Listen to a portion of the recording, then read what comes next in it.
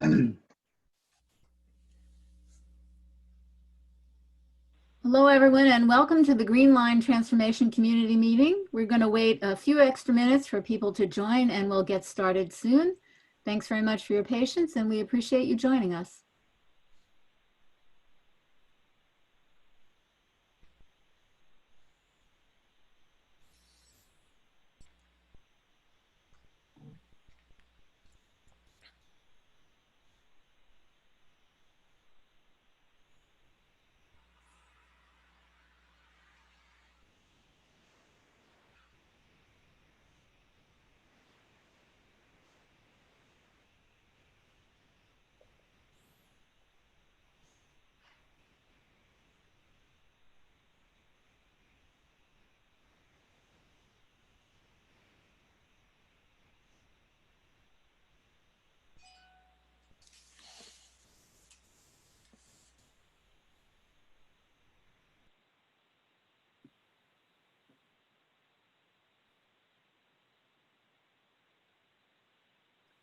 Hello, everyone, again, and thank you for joining the MBTA's Green Line Transformation Community Meeting. My name is Nancy Farrell, and I'm part of the GLT team, assisting with public engagement and outreach, and I'm going to moderate today's meeting. For your information, if you're interested in closed captioning, please go to the CC closed caption at the bottom of the page, and you can click on Show Subtitle, and you will see subtitles on your screen as we go through the event. So please do that now, and you will have access to the closed caption information. We set up, these are great meetings, a good opportunity for us to share a lot of information with you, but we do have to set them up so that they'll work efficiently for everyone. So we have set up certain rules for participating, and we will mute all attendees during the presentation so we don't have background noise or questions that interrupt the presentation. There will be time for public comment at the end of the meeting. If you'd like to make a comment or share or ask a question, you can use the Q&A feature also at the bottom of your screen to submit your typed question or comment at any point during the meeting. Please only submit one question at a time.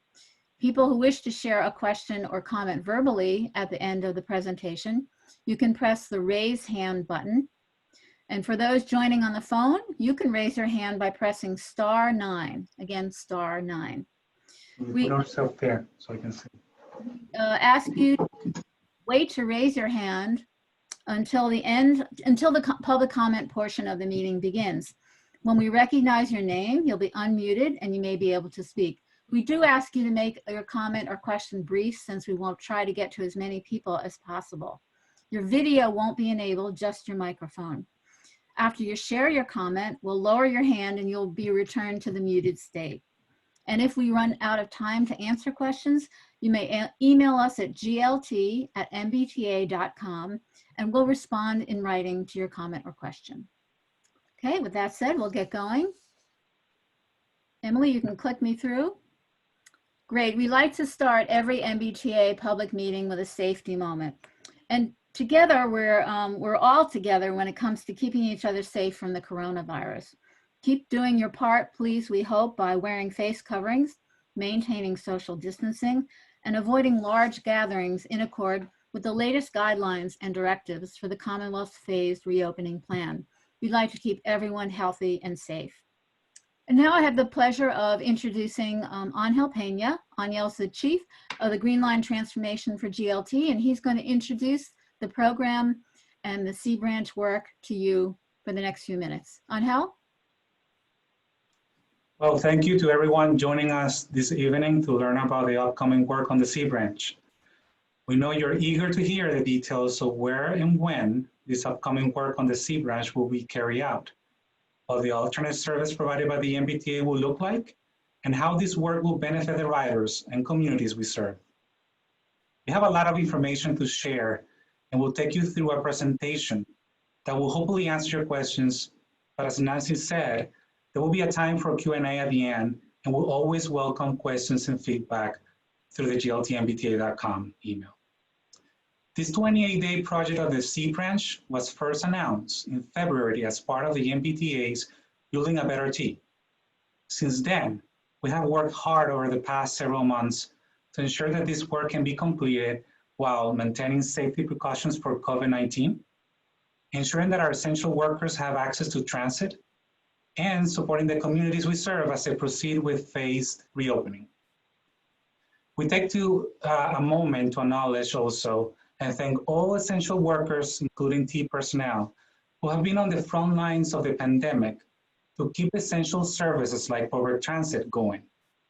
And to our riders and community during pandemic, we thank you for your patience and understanding as service has been adapted to meet your needs and take the necessary safety precautions. We understand it has been difficult for everyone, and we'll continue to adapt our service levels in support of businesses and communities during the phased reopening. We appreciate ongoing collaboration with municipal and community partners as we work to finalize plans for making these important infrastructure upgrades. And while ridership remains well below normal heading into July, we are committed to operating alternate service via shuttle buses that allow for social distancing and include safety precautions for our riders and operators. To that end, we have been working closely with the town of Brookline and the city of Boston, elected officials, the business community, and other key stakeholders to identify concerns and mitigation strategies so that we can complete these important infrastructure improvements with minimal impacts to you, the residents, and the community. Tonight, we'll take you through the scope of work and the immediate benefits to our rider once completed, the advantages of accelerating approach, particularly while ridership is well below normal, the sequenced timeline for work at specific intersections and track sections along the C branch corridor during this 28-day period in July, the plans for free, accessible alternate service during construction, and how to stay connected with the Project GLT team throughout this time. We appreciate that you're taking time on a summer evening to join us to learn about the C branch track intersection project. And I would like to say up front that we have another 28-day closure plan for the E branch in August. And we'll be holding another virtual public meeting in July focused on the details of that work. The date will be announced on our website and also to our email list. And with that, other members of the GLT team and I will take you through our presentation. At our public meeting last fall, if you remember, GLT shared a holistic vision and approach for improving the quality of service for you. And we heard your concerns about reliability, accessibility, and travel times as riders of the Green Line.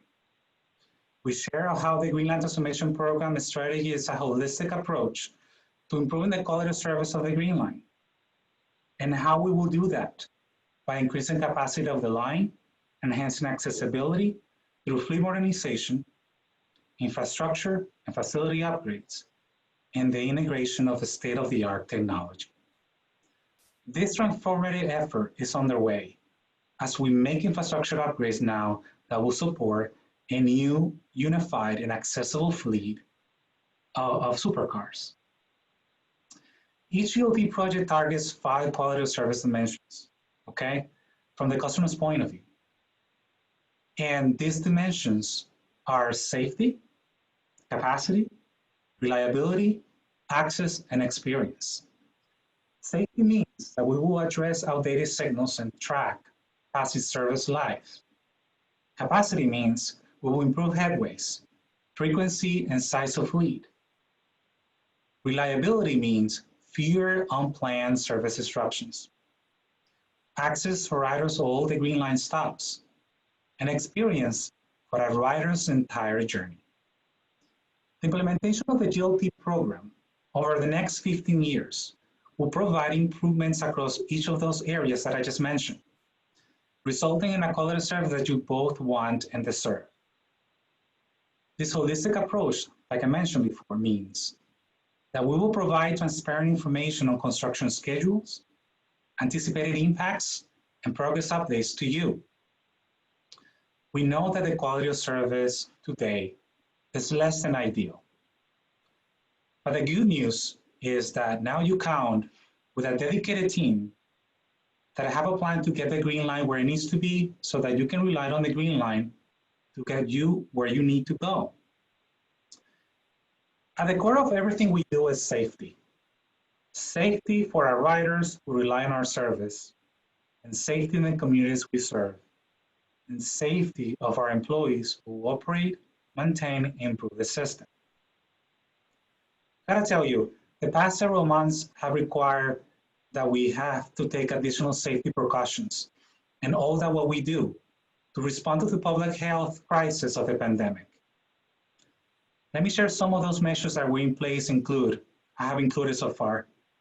Frequent cleaning of vehicles in stations, in-station hand sanitizer, social distancing on vehicles, and our Ride Safer campaign to promote hand washing, face coverings, and social distancing. Also, we also been monitoring passenger counts to allow for social distancing and adjusting service levels in real time to address crowding wherever possible.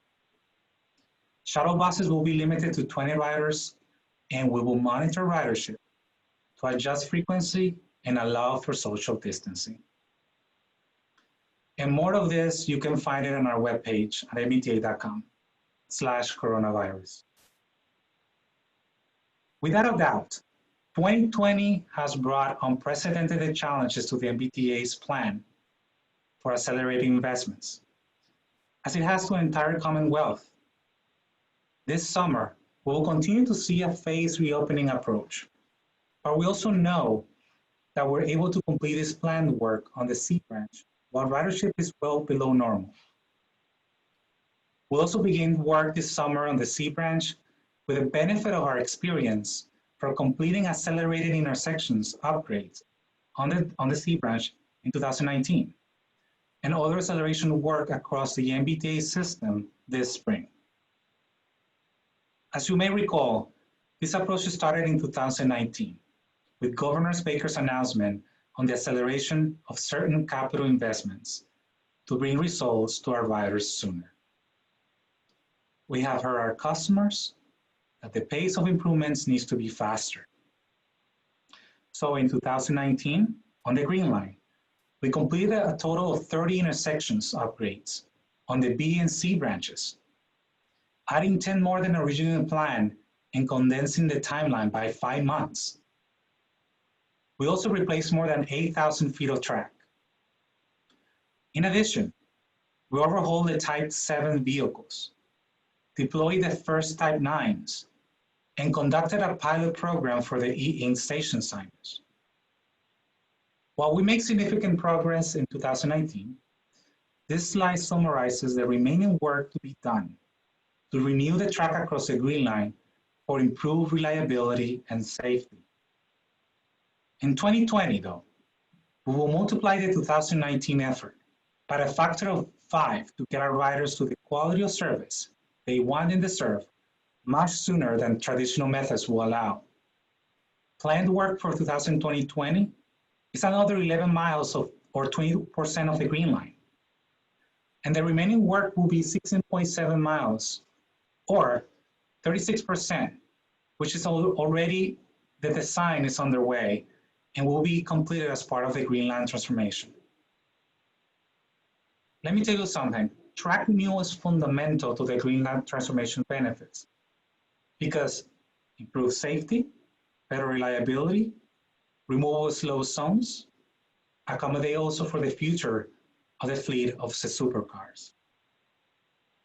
The planned work for 2020 includes tracking and sections upgrades on the B, C, and E branches, the completion of the D branch tracking signal replacement project, the station consolidation at 2 locations on the B branch, and the rehabilitation of the Lichmere Viaduct in coordination with the Green Line extension. As you can see, we have a lot of improvements planned for 2020. And with each of these projects, we're taking that holistic approach to address maintenance of way, including clearing the right of way of any hazard vegetations, station improvements, and other opportunities to complete projects like the transit signal prioritization implementation, dock bank work, or special track work during the planned closures. Recently, the MBTA have been working closely with the town of Brookline to implement the transit signal prioritization or TSP, and to advance both the Davis Footpath Project and the Brookline High School Expansion Project while we worked on the D branch. This approach amplifies the amount of work that can be accomplished to bring safer and more reliable service sooner.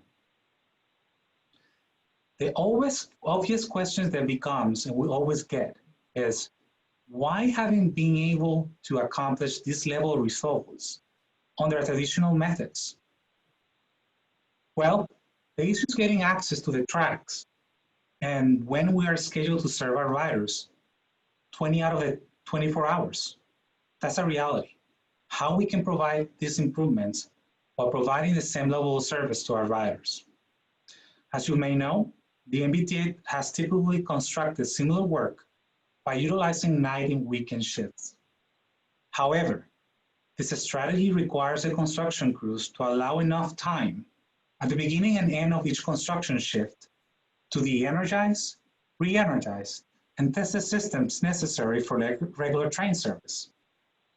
This protocol is not optimal, and it is costly from the standpoint of construction progress and manpower needed to manage the power systems.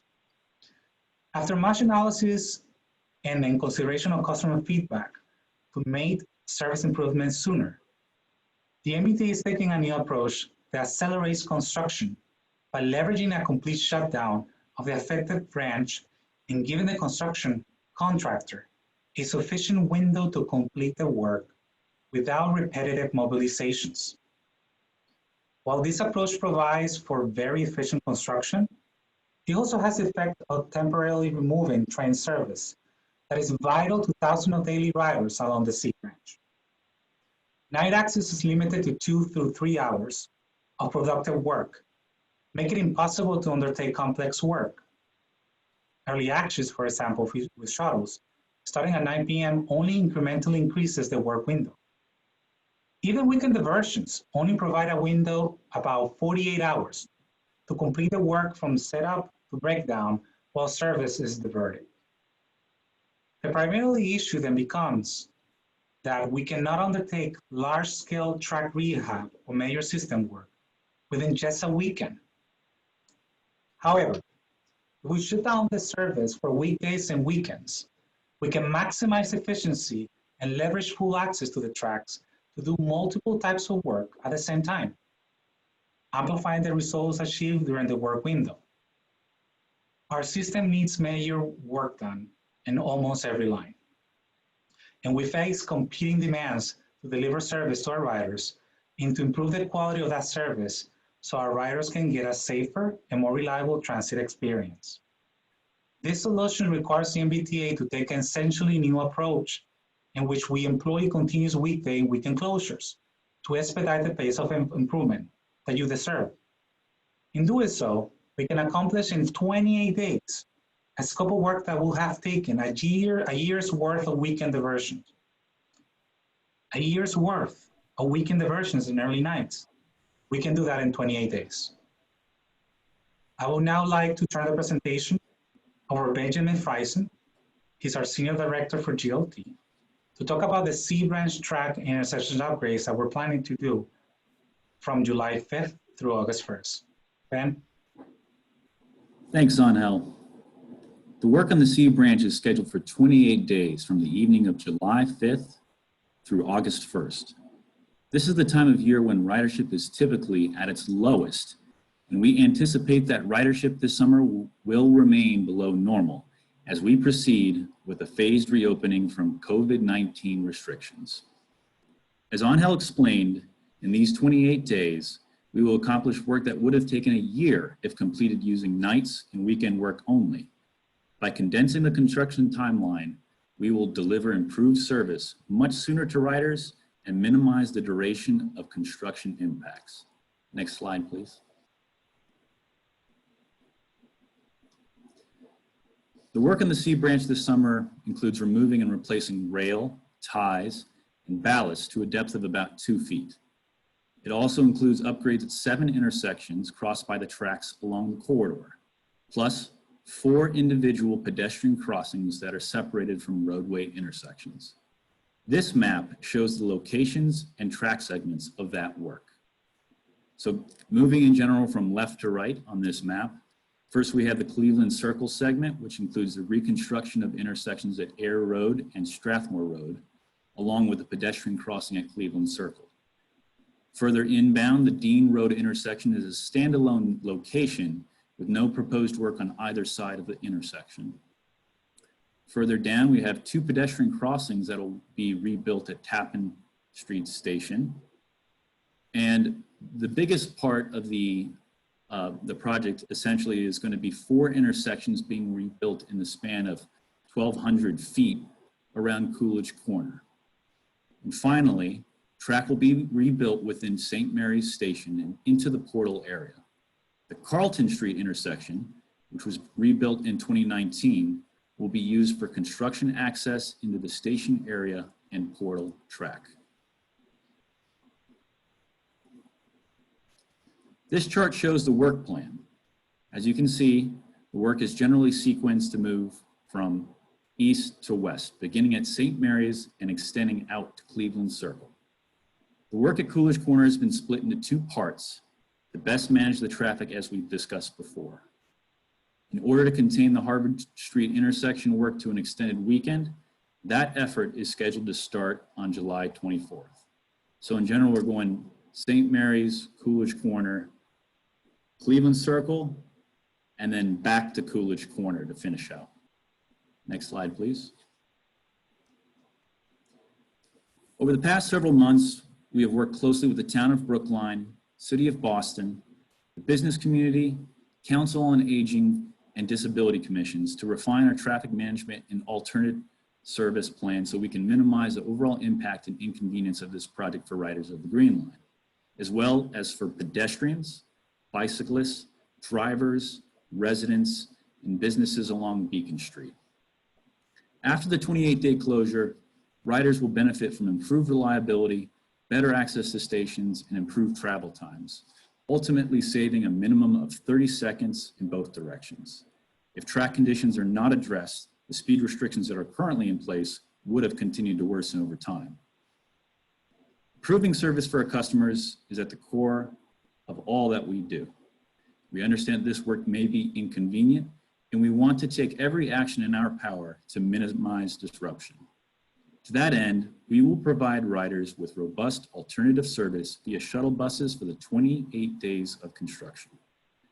I would now like to welcome GLT Project Manager, Gwen Dunleavy, to take us through the alternate service. Thanks, Ben, and good evening, everyone. I would now like to review for you alternative service plans to keep our riders connected during construction. We will cover the planned shuttle bus stop locations, changes in traffic lane configurations, and plans for robust signage and wayfinding to aid riders, drivers, and pedestrians. The alternative service will be provided through bus service that will operate along Beacon Street on the same schedule as normal weekday, weeknight, and weekend train service for the duration of the project.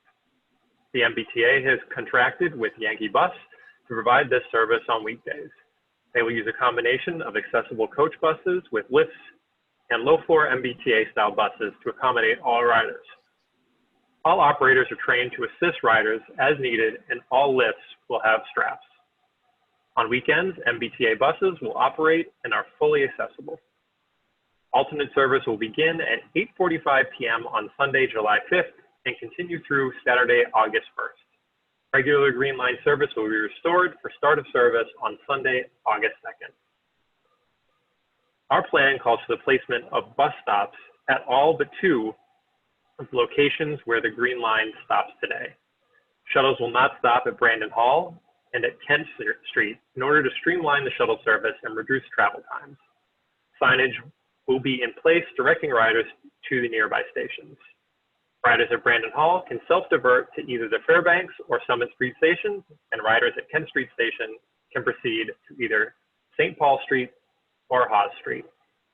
Any of these diversions would add no more than 800 feet to a rider's walking route, while also improving the efficiency of the coach operations by minimizing loading and alighting.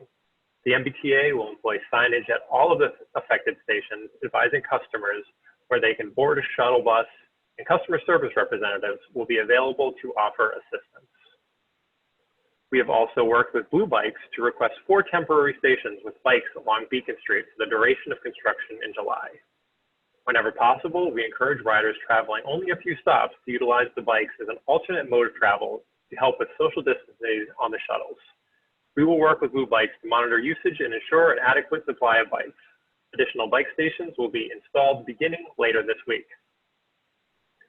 We understand that construction will impact vehicular and bicycle travel along Beacon Street, and we will work closely with the town of Brookline to ensure that whenever possible, we can operate shuttles in a dedicated bus lane.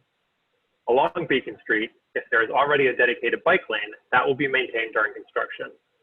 Where there is not a dedicated bike lane, cyclists will revert to the general travel lane, and there will be traffic signage in place to direct turns at intersections impacted by construction or detours.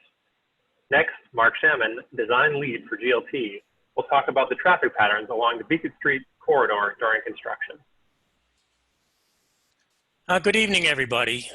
So I'm going to jump right in to discuss the roadway operations and the traffic lane availability during construction, particularly in the Coolidge Corner area. As presented on the table that Ben displayed earlier, 2 separate construction phases will be conducted through the Coolidge Corner area. One phase will kick off during week 1, and the second phase will be completed later in July. While the Green Line track is under construction around Coolidge Corner, the T will operate within exclusive bus lanes during the peak traffic periods inbound and outbound. During most of the construction workday, the contractor will occupy the left travel lane as a construction work zone. However, the contractor will give up the left travel lane during the traffic peak hours, which I'll define in a moment. During the peak periods, the left lanes will function as a general travel lane. The right lane will become a dedicated bus lane. This allows buses to access the shuttle stops at the right side of the road without having to cross lanes. Getting back to the definition of peak travel periods, our westbound peak hours are defined from 2 p.m. to 7 p.m. So between these hours, there'll be 2 travel lanes operating westbound through Coolidge Corner. Eastbound peak hours are defined from 6 a.m. to 10 a.m. So between these hours, there will be 2 travel lanes operating eastbound through Coolidge Corner. Next slide, please. The MBTA has also required the contractor to place temporary advanced electronic message signs at strategic locations to assist with traffic flow and to advise drivers of lane configurations and to seek alternate routes or to follow detours in advance before they reach the work zones. These signs are being deployed this week and will be adjusted as needed to assist with traffic flow. Next slide, please. So this bar chart offers a timeline for construction along the corridor. Work will proceed linearly along the alignment. Some work zones will overlap from a time perspective. The contractor will sequence crew operations to manage an efficient workflow. For example, crew number 1 will start by removing rail, ties, and ballast at St. Mary's. And when that crew finishes, it will move on to the Coolidge Corner for similar operations, while crew number 2 follows behind it at St. Mary's to install the replacement infrastructure. This procedure repeats itself at each location and for each activity down the corridor. This approach means that construction activity at each work location will be performed over a short, focused duration within the constrained limits. In this way, we are minimizing the construction impacts to neighborhoods and businesses while taking full advantage of the 28-day shutdown. Next slide, please. So looking at the individual work zones and traffic patterns, the contractor will first break ground at St. Mary's Station and Portal area, just as Ben mentioned. The left travel lanes eastbound and westbound surrounding the Carlton Street intersection, just to the left of this view, will be folded into the construction work zone during non-peak hours. During inbound and outbound peak hours, the left lanes will revert to travel lanes and the right lanes will operate as a dedicated bus lane. The Carlton Street intersection, as Ben mentioned, will be closed throughout the 4-day duration of the work at this location. So traffic will be diverted around Carlton Street. Next slide, please. Next, we move on to Coolidge Corner, where the contractor will rebuild the Center Street, Pleasant Street, and Charles Street intersections, as well as the entire track bed from Charles Street to St. Paul Street. On the eastbound side, the contractor will occupy the left travel lane or the left turn lane outside of the peak hours. This requires removing the recent COVID phase parking and expanded sidewalks that overtook the parking lane between Harvard Street and Charles Street. All traffic will merge into the single lane outside of the peak travel hours, again, giving the contractor the left lane for construction access and efficient work. Westbound, the contractor will also occupy the left lane between Harvard Street and Center Street during non-peak hours. The expanded sidewalks and parking will also revert to normal pre-COVID configurations. The overall duration of the work at this location in phase 1 is 7 days. Next slide. As the contractor completes the first phase of the Coolidge Corner work east and west of Harvard Street, crews will move on to the Tappan Street Station and Dean Street intersection work zones. Tappan Street work is scheduled to be performed from July 13th to July 17th, and then again on Monday the 20th. As shown here, the contractor will occupy the left travel lane eastbound between Regent Circle Turnback Loop and the Winthrop Road, except for during the peak hours. The contractor will complete the intersection at Dean Road over an extended weekend from Friday the 17th through Monday the 20th. Next slide, please. Moving to the western end of the branch, construction will begin on Wednesday the 15th and will continue through Monday the 27th. This segment includes 2 intersections, Ayer Road and Strathmore Road, and 2 station areas, Cleveland Circle and Englewood. These are slated for construction all within this quarter-mile segment, which is why it's an extended work period from the 15th to the 27th. As shown here, the contractor will occupy the eastbound left travel lane from Ayer Road to Englewood Ave outside of the morning peak hours. No lanes will be occupied on the outbound side, although the contractor will utilize the angled parking areas for access to the Cleveland Circle area, Cleveland Circle Station area. Next slide, please. Lastly, the contractor will return to Coolidge Corner to complete phase 2.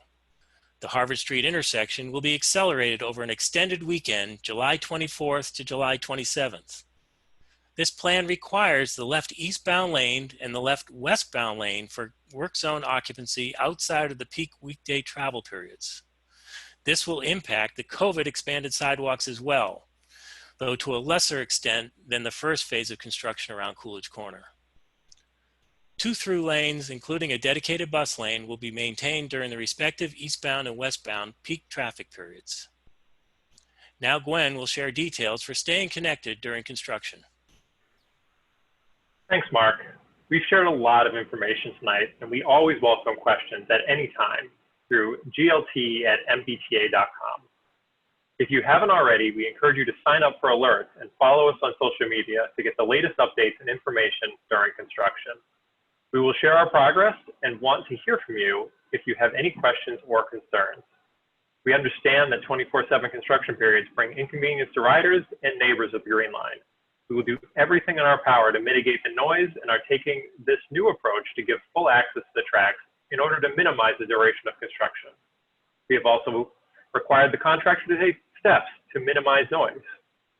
There are several strategies we use to minimize noise disruptions for neighbors, including accessing work sites through MBTA right-of-way, using self-adjusting backup alarms, silencers or mufflers on equipment, limiting truck and equipment idling, lining dumping bins, hoppers, and trucks with sound deadening material, using noise blankets and shielding where possible, providing noise monitoring, and responding to noise complaints.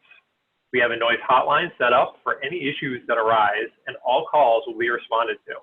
Again, you can contact the project team at the glt@mbta.com email address for any questions or concerns.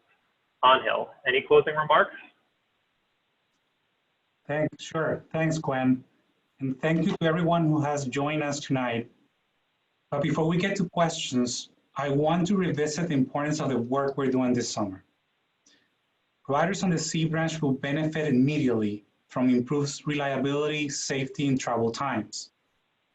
As the work is underway this summer, we will work closely with the community to ensure that construction impacts and inconveniences are minimized while we accelerate the pace of improvements for our riders. Thank you. I really want to say that. Thank you for spending some time with us this evening to learn about the benefits that the construction project will bring to you and to your communities. We understand that it will be inconvenient, but we want to assure you that we will work to minimize the impacts while maximizing the benefits for you. So with that being said, we will now begin taking questions that you might have, and I will ask Nancy to help us moderate the questions in the chat or from anyone listening in. Thanks, Angel, and thanks to our presenters. I do want to share a couple of things before I talk about how you can ask a question and make a comment. First, we will be posting this video on the project website, and we also have already posted the presentation. So I know we gave you a lot of information. If you'd like to go over and look at the dates and the segments and the crossings, you can easily do that online. And I also wanted to say that we have available several other senior members of the GLT staff. Desiree Patrice, who works on track, power, signals, accessibility, and stations. Tamika Thibodeau, who does operations, communications, and service delivery. Kim Woolen, who works on vehicle programs and maintenance. And we have Sherry Warrington, who's the outreach and engagement manager. So first, before we open it for general comments, I wanted to see if there are any elected officials who wanted to make a comment or ask a question. I think I did see Representative Vitolo. But if you raise your hand if you're still on, yes, okay. Would you unmute the representative? I think I've been unmuted. Hi, everyone. This is Representative Tommy Vitolo. I want to begin by thanking the MBTA.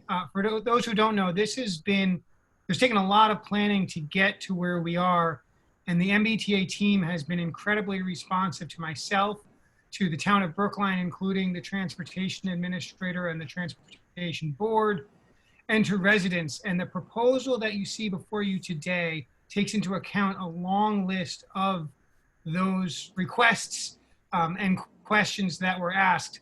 And I was hoping that Angel or someone could talk about some of the ways that MBTA riders can more quickly get to Kenmore Square and beyond, including any availability of express buses and any additional or increased availability of blue bikes. So thank you, Representative Vitolo. Yes, I echo your comments. It's been a huge effort from the town of Brookline and MBTA and the GLT team to get us here. You know that our senior director, Tamika Thibodeau, has been very engaged when it becomes about the alternate service that we want to provide to our communities and riders. So I will leave Tamika Thibodeau to share with everyone here that alternate service that you're speaking about. Tamika? Yep, so good evening, everyone. Thanks again for joining. Thank Angel. Great question. So there's multiple ways that the community can get into Kenmore Square. You always have the D Riverside, that's going to be doing regular service from Reservoir all the way down into Kenmore. We also have the Boston College line, depending on where you live on Beacon Street. You can also access the B line and get into Kenmore Square that way. With the traffic management plan and some of the COVID-19 social distancing, the express buses are still being looked to see if there's any possibility. So we're still not reaching out, but we have to work around that with a lot of the changes because of COVID-19. And as the blue bike, the city of Brookline already has some bike stations, but we did, as it was stated, are going to have additional 4 bikes stations along the Beacon Street line. So I hope that answers all your questions, sir. Thanks, Tamika. I see Tara. Tara, you an elected official or a staff person?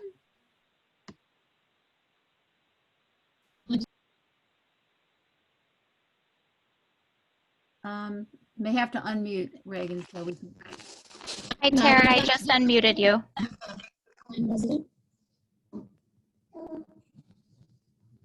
Tara, I'm afraid we can't hear you.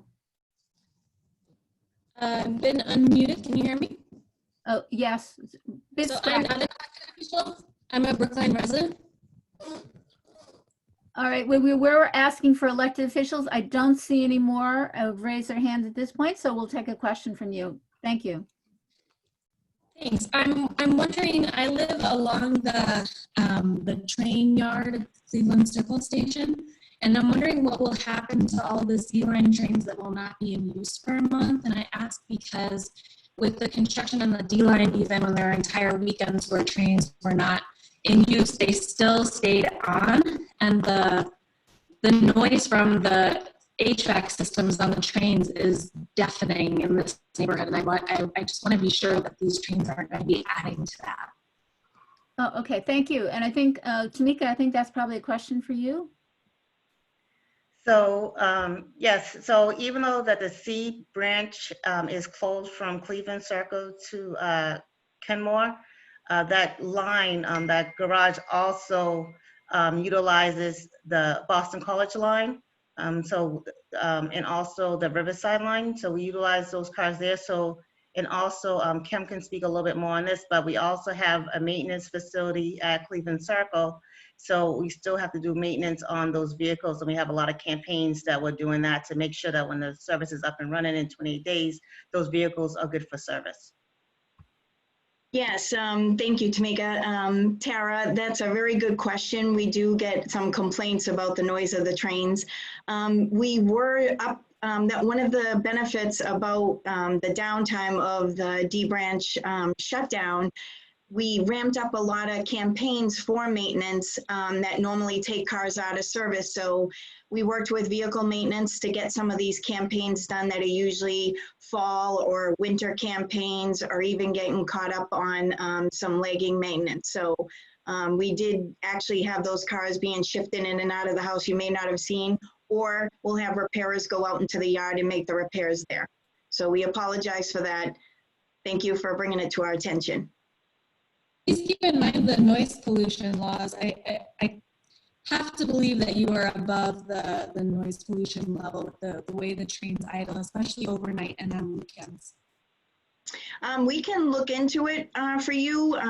You're right, we are regulated by noise pollution.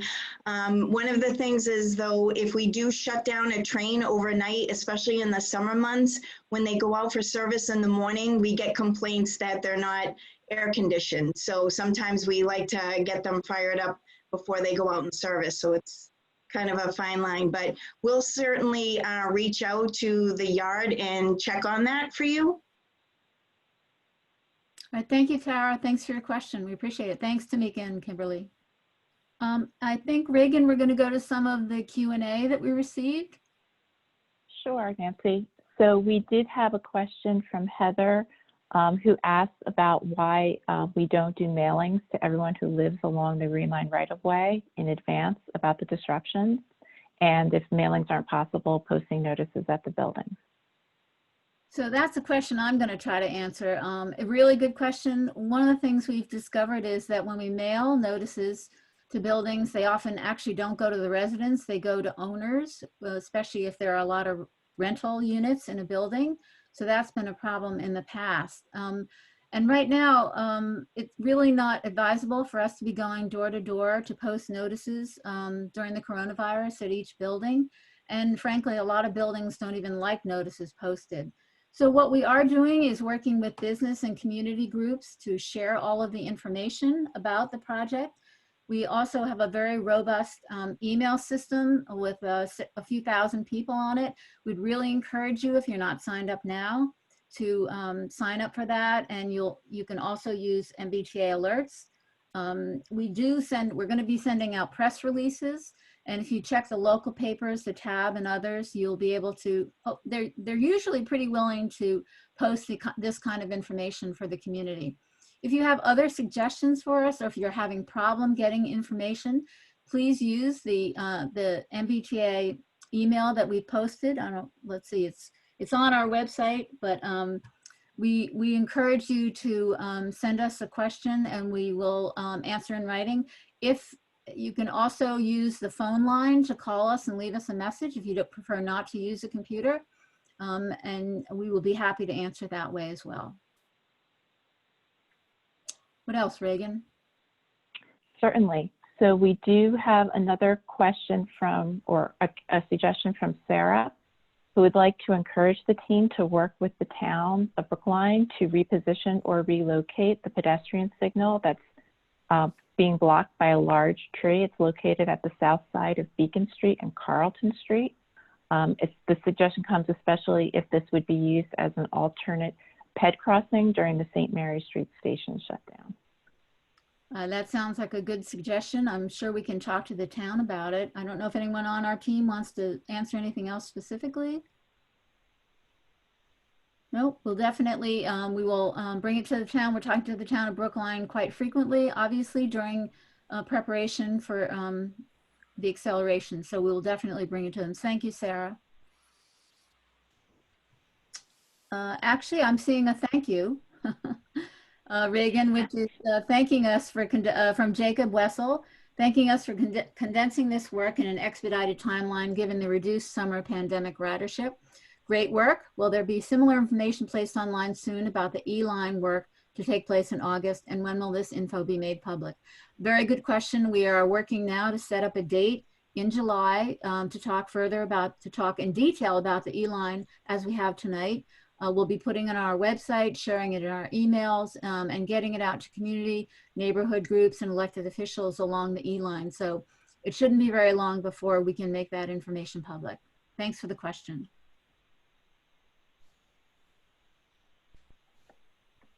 So Nancy, there's another Q&A written question where Alan is asking if there's an impact of the project on the 66 bus and pedestrians. I'm going to ask Tamika to address the question about the 66 bus, I think. Tamika? So thank you, Nancy. So the 66 bus will only be impacted when we're doing the Coolidge Corner intersection of Harvard Ave, and it will be detoured regarding during that section. And if Mark Sherman wanted to discuss that a little bit more and kind of go walk us through that when he definitely can. But yes, the 66 will be impacted slightly only during when the Coolidge Corner Harvard Street intersection is being done. Yeah, a great question. Thank you for asking that question. So we did actually, we were very concerned as we were planning construction what the impact on the 66 bus might be. It's one of the reasons why we're doing this work at the Harvard Street location over a long weekend as opposed to over a week-long period or some other period of time.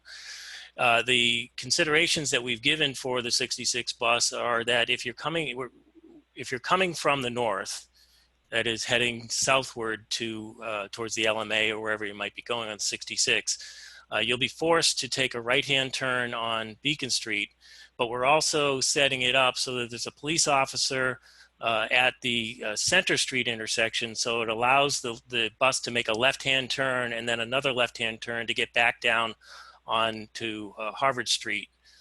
So it's only a detour of a couple hundred feet as opposed to going down where there's a normal left turn down to Marion Street, which would have put the bus half mile or so out of its way by the time you figure back and forth. So we've shortened that detour length. And again, we have a police officer stationed at this location so that when the bus does come through, it has a dedicated right-of-way, if you will, with a dedicated officer. Coming back the other way, again, traffic coming north would come up to Beacon Street and would make a right and then a left on Charles. another left back onto Beacon Street, and then up on Harvard Street again. So again, we're trying to minimize the overall impact to the 66 bus riders. We're not moving the bus stops at either side, either northbound or southbound. Again, trying to keep things as normal as possible for the period of time where there is that inconvenience.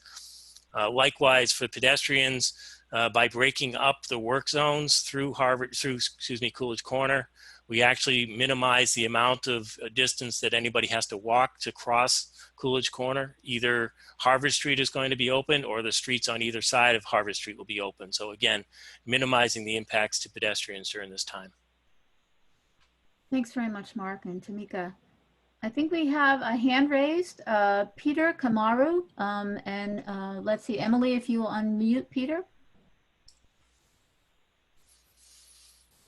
Hello. Hello. I am a fan of the MBTA, and I want to say how this is really great work that the Green Line transformation will result in, because the work that is coming on the C branch, from what I learned, will result in faster trip times. That's true. That's one of the goals. Well, Peter, thank you very much for your comment. We appreciate it. Okay. Do we have any more questions? There's some written questions still, yes. So Leslie wants to make the point that to make sure that the bus company hires drivers that are nice and don't mind being asked a simple question. She had an experience where she used the bus last Tuesday and was disappointed in the attitude of the driver. Well, Leslie, we are very sorry to hear that. And I think Tamika would probably share that concern with the bus company. And I know we always talk to the MBTA drivers about it, but what's your response, Tamika? I do apologize that she experienced that last Tuesday. Anytime that you're on a private carrier or an MBTA bus and you experience not acceptable service, just ask the person their name or their employee number. There are people there, so when you get off, you can just say that was the bus that I was just on and that person wasn't nice, or whatever your issue is at that time. And you can also email us with the time, the location, the bus stop. We can track it down. We do report back to Yankee or any other private carrier. And if it's internal, we deal with that right away. So I do apologize again for that kind of inconvenience. You don't deserve that. My apologies. Thank you, Leslie, for letting us know. So Nancy, Hope wants to know if the work is going to happen overnight or only during the day. And let's see, Desiree, Ben, looks like Ben's going to answer that question for us. Yeah, so that's a great question. There will be work that happens at night, but we anticipate that it'll be largely preparatory work. As some of the residents might already know, we've already had crews out there preparing to perform welding for some of the track or the rail. And this is so that we're prepared before once we actually shut down the line, we're ready to go and ready to start putting in track. So those are the sorts of activities that we might perform at night. We're not going to, there are a set of activities that we won't perform at night. I mean, we want to avoid at all costs, somebody jackhammering a platform at 3 a.m. So there are some activities, but there are some that we don't allow. So. Thanks, Ben. So Nancy, there is a question. Someone had to join a little bit late and wanted to know how to get the information that was shared. And I know you did review that, but I'm wondering if you mind resharing about where the meeting the meeting presentation can be found, et cetera, for them. Definitely. We were posting the video and the meeting presentation on the project website. You can just Google Green Line Transformation or go to the MBTA or send us a note at glt@mbta.com. The presentation was up this afternoon. The video may take us a day or two, but we'll definitely post it and we'll send out an email to everyone on our database. And clearly, since you gave us your email, we'll let you know for sure when it's available.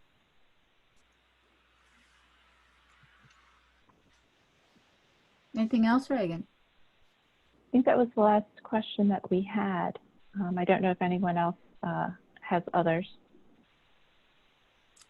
Do we see any other hands raised? Let's see. No, I do not. Okay. All right. Okay. Nancy, there is one more. I am so sorry. I was scrolling too quickly. There is a comment from Leslie that said she's glad the names of the female managers were mentioned, and she's glad to see diverse women as managers at the Brookline meeting, public meeting last year, and that she knows diversity is important to the first manager who presented as well. Great, thank you, Leslie. We appreciate that. I do see, I think there's one other from Heather. She's an owner, not a renter. Why not post the information at the T stops? The noise over last summer was ridiculous. Well, definitely that's something we can take a look at. We do use the MBTA's digital signs and stations on the Green Line to advise people as to what's happening. Some of the stops we are probably easier to work with than others, but we appreciate the suggestion, Heather. And let's see. Does anyone else who has a question? Please also, Sybil has asked, do you want to be asked? It looks like Sybil would like to be added to the database. And who, oh, well, Tara, you asked about the noise in Cleveland Circle train yard. If you send us, answered your question, Tamika and Kimberly Woolard addressed your question. You can send us a note to glt@mbta.com and it will be shared with Tamika and Kimberly. And is there anyone else who wants to raise their hand for a question? No, I think that is all I see. Nancy, there is one hand raised. They don't have a full name listed. I just see the letter L. So okay. I will unmute you, L. Oh, I think it says L is not using the latest version of Zoom. So Al, if you could please type your question or comment into the Q&A. Unfortunately, I'm unable to unmute you with the old version of Zoom. All right, we'll wait a second and see if it comes up. If not, you can send us a note at glt@mbta.com and we will answer your question. Oh, I see a couple of raised hands. Emily, is that possible? Yes, I just unmuted Jacob Wessel. Okay. Hey there, thanks. And I just jumped off for a second, so maybe this was mentioned. Will there be a meeting or some sort of update on the E-line work that I know will be taking place in August? Yes, we are actually looking for a date, Jacob, right now. We have to check and make sure we don't have any conflicts with other groups, and we're going to avoid the July holiday vacation week. But we will announce that date very soon. We'll put it out on our website. We will send it out in our e-blasts and share it with all the community and neighborhood groups we've been working with. Great, thanks. Sure. And let's see. All right. I don't see anyone else, but if there, we'll wait another minute in case there are any other questions. Angel, did you want to weigh in here at this moment? Angel, I think we can't hear you.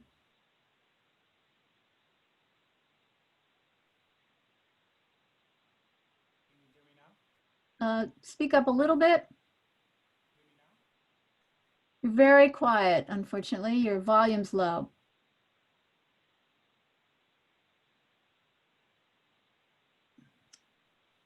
I'm afraid I don't hear you. Okay. Oh, yes, yes, now you're coming in. So I do want to thank everyone. We heard you. I've been listening, all your comments, and I think the team is taking this tonight. And I want to assure you that the GLT team is committed through this full access 28-day window to making sure that we're trying to address as much as we can your comments and your concerns. I hear a lot of good comments. We will be definitely, Tamika is very engaged with the boss team to make sure that we're providing the best customer service we can. So we definitely will do that. We're going to be providing you very soon our public meeting for the e-branch. We'll assure you that we're going to keep you connected so you know the sequence of the work. But I also want to make sure that any comments, feel free to give us, to send us an email, and we're committed to it. And when I say that is, this team that presented to you today will be out there looking at and making sure that we're monitoring your concerns and be able to mitigate those. So you have our commitment on the MBTA and the GLT side to do that as we do these improvements on the C branch. Thank you, Angel. I want to thank all our participants and our presenters. We look forward to talking to you out on the right of way along the sea line. Thank you again for your patience. Please don't hesitate to send us questions, as Angel noted, and we do answer every question. Takes us a couple days sometimes, but we do our best to do it as quickly as possible. So enjoy the rest of the evening, and thanks so much for participating in this meeting this evening.